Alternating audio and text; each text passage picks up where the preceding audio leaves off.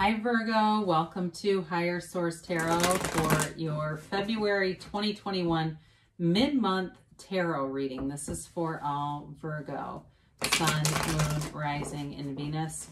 If you're new to the channel, I post new readings every Friday and then again on Monday or Tuesday.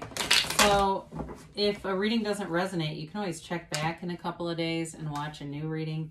You could check a different part of your chart. You can even watch an older reading. The readings are timeless. It's sacred divination, so they don't use a human calendar like we do. And I've had some inquiries for personal readings. I just don't have the time in my schedule right now, but if that ever changes, I'll make an announcement on the channel. So if you subscribe, you'll be able to see any announcements. And for those of you who have already subscribed, thank you so much for doing that. It means a lot to me, and it's fun to do these readings. It's fun to watch the channel grow and connect with everyone. So let's begin and get the advice for Virgo, Sun, Moon, Rising, and Venus. What does Virgo need to know, please? What messages do you have for Virgo? All right. So we'll begin here with the tarot, then we will use the Angel Answers Oracle cards too. All right, your current situation, you've got the Seven of Swords. And, okay, the immediate influence is the Moon. You have the King of Pentacles in your destiny. I like that for you. The High Priestess is in the distant past. The Six of Cups is in the more recent past. And you have the Knight of Pentacles coming towards you. You're represented by the Three of Wands. The person or situation you're dealing with is the Nine of Cups. You've got the King of Swords in your hopes and fears.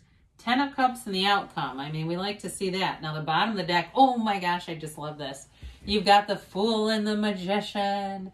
It's so exciting. So, you know, these are your clarifiers. They're trying to tell you, release the resistance, because you can have, do, or be anything. Absolutely let that resonate, marinate in that. You know, if you need to wake up every day and say, I am happy, over and over again until you feel happy, do it. Do whatever you need to do to feel in this energy, because it's complete freedom, and it really is the power and the energy that creates worlds going through you. Now, both of these too signal a transition coming, but I feel like it is a transition with this transformative energy of the Magician. I mean, he's truly a magi, not like stage magic, but for you with this Moon and Seven of Swords, I really like to see this show up, because the Magician gets rid of illusions. Like stage magic creates illusion, the Magician helps you see right through it. And you have several cards here that indicate using your own intuition. So very nice, and especially to see those together, because they do come in order in the deck. And we've got 78 cards here, so to see that is really unique.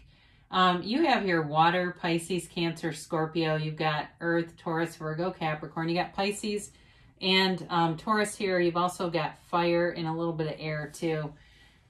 Well, all right. So current situation, we like to see this here and not at the outcome, right?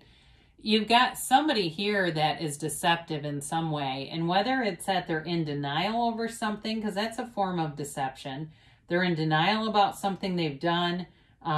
They will not seem to want to fess up to it. There's some information about this that you're not fully aware of. And so I do feel like you've got a couple of cards about using your own discernment. And so if you have a feeling and you don't want to acknowledge it, it's time to acknowledge it. You know, the Moon is a card too of, it features the seat of the soul or the pool of consciousness. And so it really is a card of telling you to connect with that universal energy, meditate, quiet your mind, to let go of whatever the Seven of Swords is for you. So if, you know, you've got nice opportunities coming in here with love and money. So if you've had somebody recently, even if it's like a work thing, because Seven of Swords doesn't have to be somebody robs you blind. I mean, it could be somebody at work. You say a great idea and they start presenting it as their own. And you become more aware and say, you know what, there's a pattern to this. And it's not just that one person. I have it in many situations. What pattern do I need to fix here so that I don't keep running into this? Because it's a manifestation. It's nothing more than that.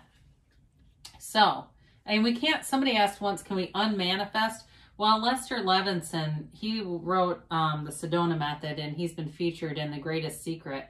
he's talked about if you can manifest yourself sick, you can manifest yourself well. So I wouldn't say you're unmanifesting, more it's that you're just creating a new manifestation, that's all. So you've got the King of Pentacles here in your destiny, and it's you and your own energy. It's you and that beautiful earth energy that I think all signs are attracted to. It's like almost like the, you know, O negative blood or whatever, you know, it's just this universal kind of attractive energy. But it's you too, though, being abundant, being in this energy where you're creating a lot of positive aspects around yourself. So some of you may be parents. I do get that. And there's definitely a nice harmonious energy coming through with your family. So if that's been an area that's been challenging for you, and it really is getting resolved here. But it's also too being very shrewd with money, business opportunities. So if you're thinking of starting a business, and I know during a pandemic with all the changes and things, it's can be a dicey time, but look, there's definitely businesses that have also taken off. So the only limitation is what we create. So this King of Pentacles is an indication that you'll have a prosperous life path in terms of finance, and you have it several times here. So believe that, you know, there's nothing different from you and anyone else who has money. That's just other than belief. So the High Priestess is in the distant past, and this is the card of the psychic. So if some of you have gone to psychics before, that could be an indicator of why this is here and trying to get information from a mystic. But you also have those energies within you too. So for some of you, it may be about meditating and quieting your mind. Her robe begins that pool of consciousness that I pointed out in the moon. So it's high vibrational stuff here, okay? So if when everything, all hell broke loose, when everything closed almost a year ago, you may have started to go within and try to figure out, what is my purpose here? What is my life for? It's a card of being true to yourself, but it's also a card of knowing the laws of the universe. So I feel like with this and the Magician showing up here, they give you that energy to really be using your discernment on something. Whatever that Seven of Swords is, I feel like it's a huge change, though, in some ways. Even though that particular situation I feel is small and kind of contained, it feels like it's part of a greater pattern to me, and it will be changing. So the Six of Cups comes in, and it's just a beautiful energy in terms of reciprocity, giving and receiving, feeling love too. It is a card of sentimental longing, so some of you may have been looking back at your life even and sort of taking stock of some of the better times and wanting to go back or wanting to see that manifest again, that easiness, the freedom that this card represents, the innocence too, and just feeling that like unbridled, you know, energy just to kind of do as you want, where we've been so restricted these last 11 months. It's difficult for people. So with this though, you know, really not feeling the lack of it, but feeling like it's here, feeling that in your heart, that'll bring it forward. It is, like I said before, it can be a card of somebody from the past too coming forward. And I feel like if it is, they're a little slow moving here with the Knight of Pentacles, but it also is a card of stability. I love all the yellow in the backgrounds, by the way. Yellow in the cards indicates gifts from the universe. It's very positive when you see all this, you know, you look around, there's all these different yellow backgrounds here. So he's got great intentions, but he thinks things through. And so if it's a relationship, it may be somebody who's very thoughtful. I look at that with that Nine of Cups. That's also very giving energy. So if you've been on the end of some things where it felt like people were taking from you, it's time to receive, Virgo. There are definitely people here who think a lot of you. And this, again, it's an offer, but it's also stability with money. So if you had some kind of a business idea here, you're getting the resources to move forward with this, or even getting payments from something. If you've been waiting on money, there's money here showing up for you. So feel that vibration, so that way you get that rich sense of it's here now. Because you do have a card of waiting with this Three of Wands. So again, Knight of Pentacles, Three of Wands does indicate a little bit of a time lapse. But the Three of Wands doesn't wait with anxiety. The Three of Wands waits with you know, sort of an openness and an attitude of confidence. Like the ships are returning, you know, it's not like he's concerned there's going to be an iceberg ahead. He's just waiting, hanging out. And so for you, it really is about doing other things in the meantime. Whatever you've set your intentions for, there's money coming in. So if you're waiting on it, it'll be here. And I understand sometimes in the meantime, people get rather anxious, and there's been a lot of different experiences all over the world. So I do want to acknowledge that. But with this, the waiting here is not creating a negative vibe. It's just like knowing that it's coming. And when you know that, it'll come. You know, there's not another choice really under universal laws. And I mean, just like the high priestess with that book of Torah and the laws of life. So, you know, I like to see this too, the 9 and 10 showing up, even though they do have a card in between them here. I do feel like there's like this bit of freedom and happiness here, this sort of new beginning energy, and allowing this to come into fruition, allowing your wishes to be fulfilled here with the 9 of Cups. It's wish fulfillment. And so it is a situation you're going into too. Okay, so it's not just you. It's like everyone around you feels good. Everyone around you wants the same thing. And so in terms of a relationship too, it's having reciprocity. There's, you know, it's not one person chasing the other. It's finding each other and feeling wonderful, feeling an exuberant, energetic, loving energy. This also too may be a gift that comes your way. So if it's a financial issue that you're looking at, there may be some extension of resources in some way, whether somebody gives you something or they are, you know, helping you out with certain things. Either way, though, we accept those. Even if we don't really need it, but it's just a nice gesture, it's still good to accept that because it acknowledges the universe is sending you gifts. So like I said before, though, in a relationship, you do have somebody who's compassionate and who's loving and kind and thinks about you, too, and has you in their mind. You know, it's multiple cards here indicate that. So the King of Swords, I feel like, is sort of your cut to the chase kind of energy. Like, okay, I'm waiting, but I want this to come forward. So it gives you the clarity, but also it gives you the communication.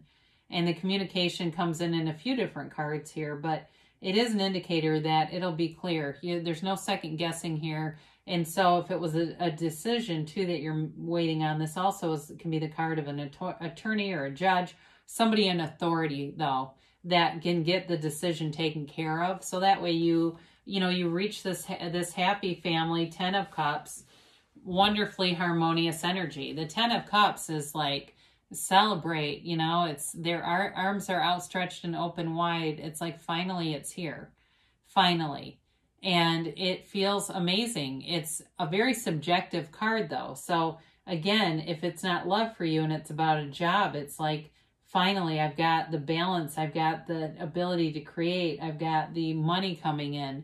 But it's also a card of wonderful feelings within your family, of manifesting love, of manifesting a future. And there's definitely here, in terms of the 9 and 10, a relationship is here. And it's, like I said, both parties want this relationship. And there's not a lot of issues. There's not obstacles with this. It's really about the obstacles being in the past, overcoming those obstacles and enjoying this. So enjoy every minute of it. You're worth it for sure, Virgo. So let's do our angel answers here. Really lovely reading though. You know, the beginning, this is why I like tarot. The beginning shows a challenge, but it points you in the direction. It becomes a tool and really shows you, what do I need to do to, you know, manage the challenge and then receive, open up to receive.